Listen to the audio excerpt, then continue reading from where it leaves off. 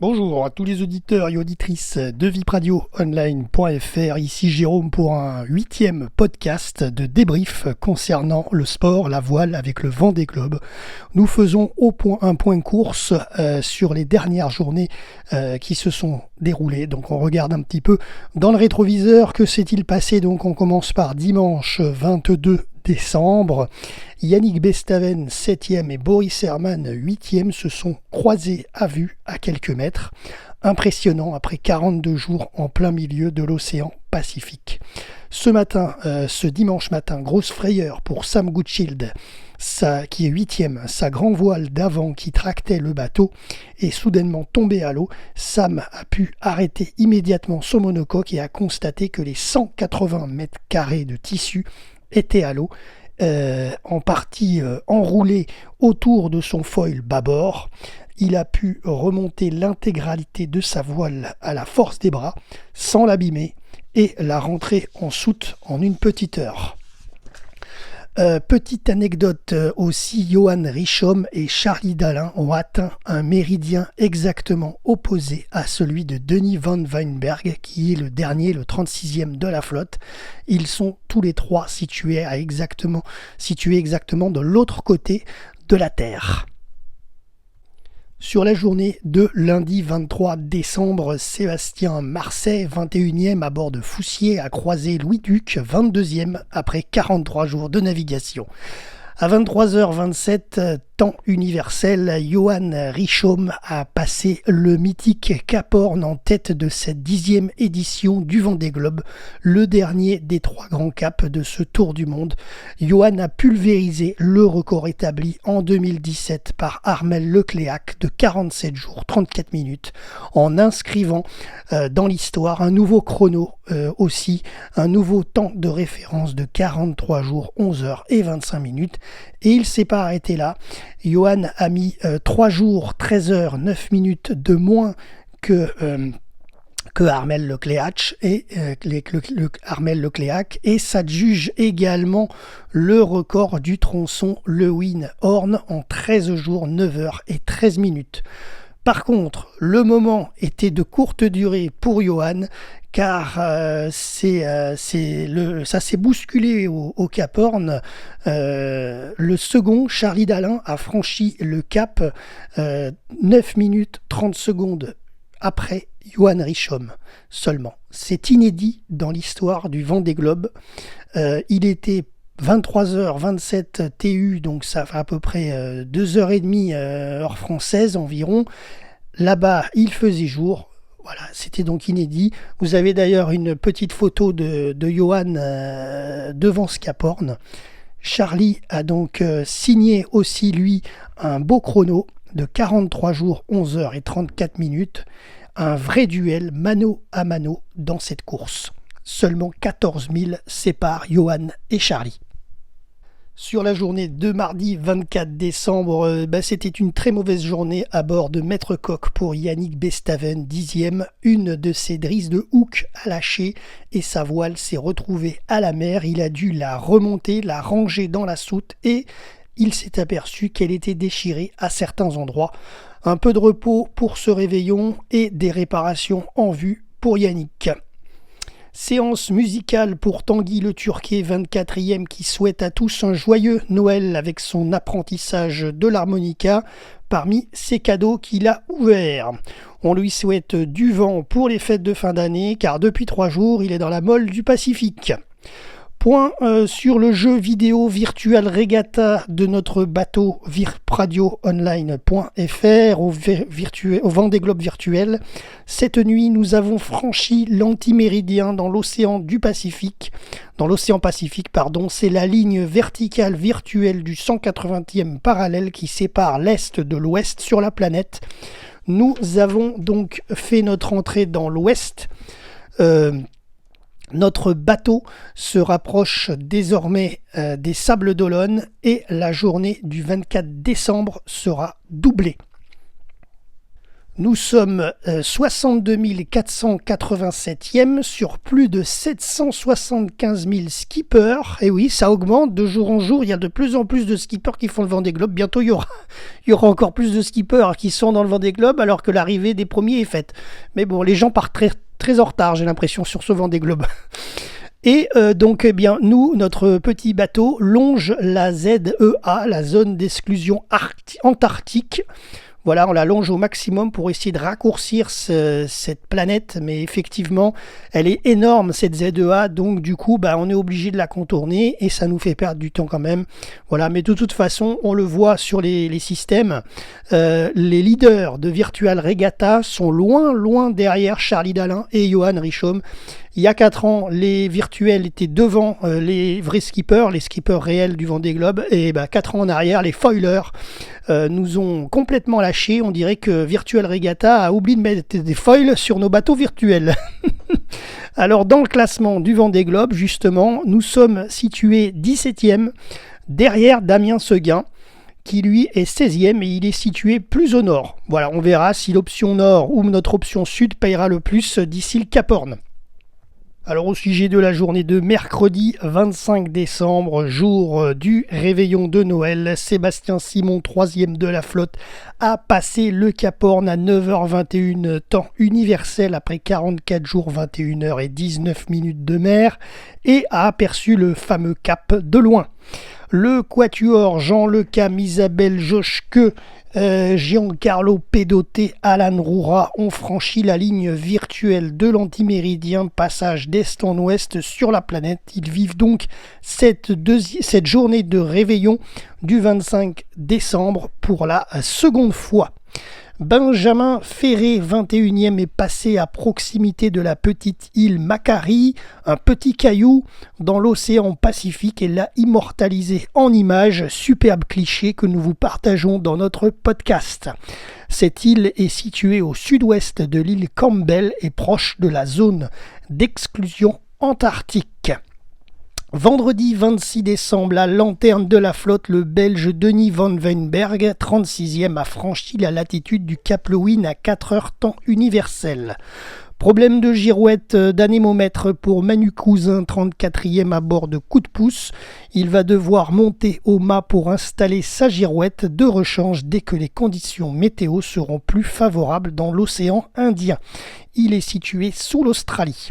Guirec Soudé, 29e, qui n'avait pas croisé 2 bateaux à vue depuis l'Équateur, a rencontré Éric Bellion, 28e, à proximité.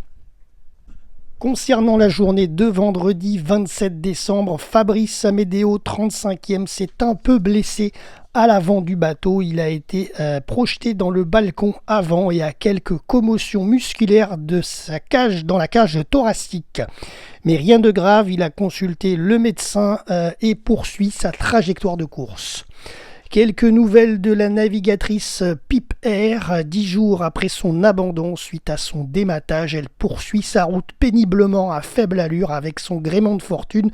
Mais elle est heureuse, Pipe, parce qu'elle a réussi à rajouter une petite voile à celle qui existe déjà. Donc elle a 2 voiles sur son petit gréement et elle arrivera à Melbourne en Australie d'ici très proche, quelques heures, puisqu'elle s'approche de la côte et donc devrait arriver très prochainement avec un bel accueil.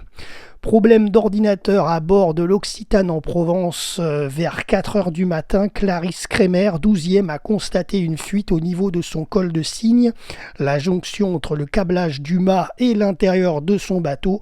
Cela a endommagé ses ordinateurs de bord qui ont pris l'eau, dont celui de secours. Elle est désormais donc privée de logiciel de navigation avancé. Clarisse doit utiliser une simple tablette, un iPad pour pas la nommer, avec des outils basiques pour naviguer et s'orienter. Cela va compliquer forcément la gestion de sa course dans ces conditions météo difficiles du Pacifique. Elle est au sud du point Nemo. Avec l'aide de son équipe à terre, elle va tenter d'effectuer des réparations. Clarisse garde espoir de récupérer une partie de ses appareils, de 2 ordinateurs, d'en faire plus qu'un. Mais la situation est délicate avec une mer assez formée à plus de 30 nœuds et un bateau qui plante régulièrement dans les vagues. Sébastien Marcet, 23e à bord de Foussier, a franchi la ligne virtuelle de l'anti-méridien. Aujourd'hui, il revivra donc sa journée. Thomas Ruyant, 4e à bord de Vulnérable, a franchi le Cap Horn ce vendredi à 17h38 temps universel après 47 jours, 5h36 de mer. Il a croisé son dernier albatros et Thomas a même eu une pointe d'émotion sur cette partie de la course qui s'achève. Sur la journée de samedi 28 décembre, problème de hook de grand voile pour Romain Attanasio résolu. Il a dû démonter le chariot, affaler la grand voile et monter à 2 mètres dans le mât après 3 heures, 4 heures environ de travail. Le dépannage a été effectué. Par contre, Romain ne peut hooker que de l'extérieur maintenant. Mais au moins, ça fonctionne. 2 caps horniens de plus avec Jérémy Bayou, qui le passe d'ailleurs pour la 4e fois. Il est 5e du Vendée Globe, il l'a passé à 4h16 temps universel. Et Nicolas Lunven, 6e à 4h31 temps universel, soit 15 minutes plus tard seulement. Ils ont tous deux fait leur entrée dans l'Atlantique Sud. 5 autres skippers vont suivre dans la même journée. Voilà, c'est fait, c'est officiel, la navigatrice britannique Pip Air est bien arrivée vers 7h ce matin à Melbourne, en Australie. D'ailleurs, vous avez une image dans notre podcast de son équipe Medallia qui l'a postée sur les réseaux. On a repris l'image et on l'a mis dans le podcast pour lui rendre un bel hommage à Pipe.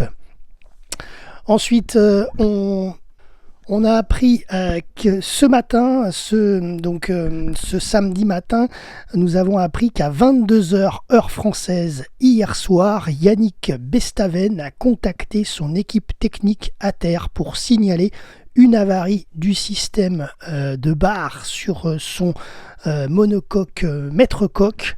Alors, la source du problème est un souci de palonnier, système qui relie les 2 safrans raccordés eux-mêmes au vérin du pilote automatique. Les safrans ne sont plus manœuvrables. Après plusieurs heures de travail, Yannick a pu installer un système provisoire à l'aide de cordage pour barrer son monocoque. Il a repris sa trajectoire de course, mais à vitesse réduite. Il étudie avec son équipe technique les possibilités d'une réparation plus durable dans le temps, mais ça va être très compliqué, il l'a dit lui-même, parce que il a sorti la grand voile et ses 2 risses à petite vitesse, et Yannick met même sa course un petit peu entre parenthèses, a-t-il déclaré, puisque il a aujourd'hui ce samedi réussi à rejoindre les îles du Cap Horn, les différentes îles du Cap Horn avant le Cap Horn, donc il n'est pas encore au Cap Horn, il va pas tarder à le passer. Et il a évoqué l'idée de se mettre à l'abri près du Cap Horn pour pouvoir éventuellement réfléchir à des réparations éventuelles ou à la suite de l'aventure, car il n'a pas le matériel à bord. Voilà. Donc c'est assez compliqué, le pauvre Yannick Bestaven. Et en plus, ce samedi, c'était son anniversaire. Aujourd'hui, il fête ses 52 ans. Voilà. Il est 11e de la course et on lui souhaite bien du courage. Et on en saura plus dans les prochaines heures. Violette d'Orange, la plus jeune de la flotte, 25e, a franchi l'antiméridien aujourd'hui et se rapproche désormais des Sables d'Olonne, comme elle l'a dit, de la maison, elle qui est dans l'océan Pacifique. La Suissesse Justine Métro, 10e à bord de Teamwork Team Snef, a franchi le Cap Horn donc ce samedi à 16h22 temps universel. Justine est la première femme de cette 10e édition du Vendée Globe à passer ce 3e cap du parcours. Nous passons à la dernière journée de ce podcast, à l'heure où on va le diffuser ce dimanche soir 29 décembre. Voici les infos du jour. Casse du hook de capelage et perte d'une petite voile de portant, le Jeep Top, qui sert dans le gros temps, est tombé à la mer pour Alan Roura, 19e de la course à bord de Hublot. En pleine nuit, dans 30 nœuds de vent et 5 mètres de houle, Alan a pu récupérer la drisse, l'enrouleur et les écoutes, mais sa petite voile est perdue vers le point Nemo au milieu de nulle part dans l'océan Pacifique. Il a dû la laisser, il n'a pas pu la ramener à bord. C'était soit perdre cette voile, soit son foil. Le choix était vite fait, surtout à la lueur de la lampe frontale. Alors je vous l'avais dit hier, sur la séquence de samedi, mais on a eu des petites infos rapides sur Yannick Bestaven aujourd'hui.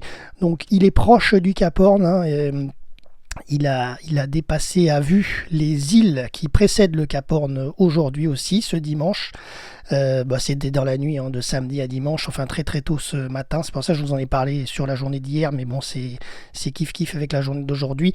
Mais voilà, il va essayer de se mettre à l'abri, Yannick Bestaven, 11e, pour éventuellement checker le bateau, voir si c'est possible de réparer ou s'il faudra s'interroger sur la suite de l'aventure. On croise les doigts pour Yannick, qu'il puisse trouver une solution.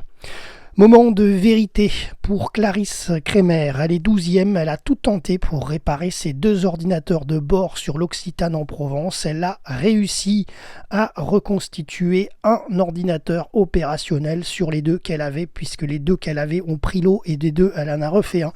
Voilà, donc son ordinateur Windows a un peu de mal, avec notamment des ports USB qui ne fonctionnent plus et des pièces oxydées, mais il arrive à se connecter à la table à cartes de navigation numérique. C'est un grand soulagement pour Clarisse, qui n'aura pas que sa petite tablette iPad pour continuer son Vendée Globe.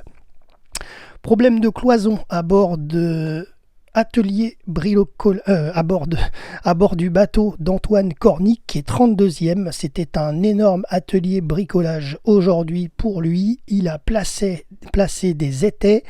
Il a effectué le ponçage intérieur du bateau à un endroit spécifique, bien entendu. Il a fait des stratifications en carbone sur la cloison qui est abîmée, avec couverture de survie plus le décapeur thermique pour chauffer, ça fait office de four, le tout pour faire sécher la réparation, et c'est fait, il a réussi, Antoine Cornic, en mode MacGyver Wait and See.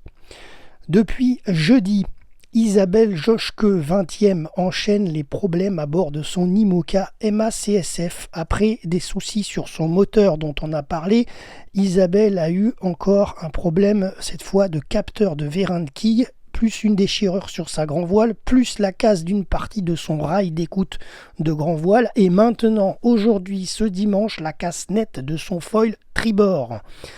Isabelle garde le moral et va essayer de réparer les éléments de son bateau au coup par coup, le tout en naviguant avec prudence et sécurité vers le Cap Horn. Elle le sait, elle va sûrement perdre des places, mais c'est pas son but. De toute façon, là, elle a dit, c'est d'être vraiment en sécurité à bord de MACSF, car son monocoque est déstabilisé à cause du foil tribord manquant qui a cassé. Voilà, allez, nous faisons un point classement ce dimanche soir à 19h sur le classement du Vendée Globe en ce 29 décembre. Premier, Johan Richomme avec une avance de 40,57 milles, ça fait à peu près 80 km sur Charlie Dalin qui est 2e, Sébastien Simon 3e, loin derrière à près de 500 000, 499 000, Thomas Ruyant 4e à 1423 000, Nicolas Luneven 5e à 1768 000, Jérémy Bayou 6e, Paul Meillat 7e, Boris Herman 8e, Sam Goodschild 9e. La première femme du Vendée Globe, c'est Justine Métro, elle est à la 10e position. Yannick Bestaven, du coup, 11e. Un peu plus loin, nous avons Damien Seguin, 16e. Juste après, Jean Le Cam, 17e. Premier bateau à dérive sans foil. Il est plein gaz, le Jean Le Cam. Il est en train d'essayer de remonter sur Damien Seguin. Il est plein gaz. Et le dernier, un peu plus loin dans le classement encore, on ne va pas tous les citer parce qu'on n'a pas le temps, mais le dernier de la flotte, c'est Denis Van Weinberg, le Belge. Voilà. Le point virtual Regatta ce soir. Notre bateau vipradioonline.fr engagé sur le Vendée Globe virtuel est classé 61 064e sur plus de 800 000 keepers. 800 000, ça augmente de jour en jour. Il y a de plus en plus de personnes qui prennent le départ du Vendée Globe, alors que bientôt, dans une vingtaine de jours, tout le monde sera, enfin pas tout le monde, mais les premiers seront arrivés. Bref. Aujourd'hui, nous avons franchi la latitude du point Nemo. C'est le fameux point virtuel dans l'océan Pacifique qui est éloigné de toute terre à plus de 2800 km. Nous sommes placés en son sud du point Nemo et nous sommes près de la ZEA, la zone d'exclusion antarctique. Et nous avons dû faire 3 gros empannages dans la journée aujourd'hui pour tenir un bon vent portant face au vent. C'est assez compliqué la journée d'aujourd'hui, je vous dirai bien. Nous sommes situés 17e dans le classement officiel du Vendée Globe, juste derrière Damien Seguin, qui a repris un peu d'écart vis-à-vis de nous. Il est 16e, Damien Seguin, comme je vous l'avais dit tout à l'heure, et il est devant Jean Le Cam. Donc on est entre les deux, Jean Le Cam et Damien Seguin, et on est vraiment au milieu, en sandwich, entre les deux hommes. Voilà, le prochain objectif, bien entendu, le Cap Horn, mais on n'a pas de date, pas de TA, d'estimation du temps d'arrivée vers le Cap Horn. Ça peut être en fin de semaine prochaine, si tout va bien, ça peut être pire. Voilà, c'est un peu long, mais c'est comme ça, l'océan Indien. Voilà, c'est tout concernant notre podcast sur le Vendée Globe 2024. C'était Jérôme pour RVPB vipradioonline.fr en ce dimanche 29 décembre. Passez de très belles fêtes de fin d'année. Et on se retrouvera l'année prochaine, début janvier, pour un prochain podcast sur cette course autour du monde de la voile.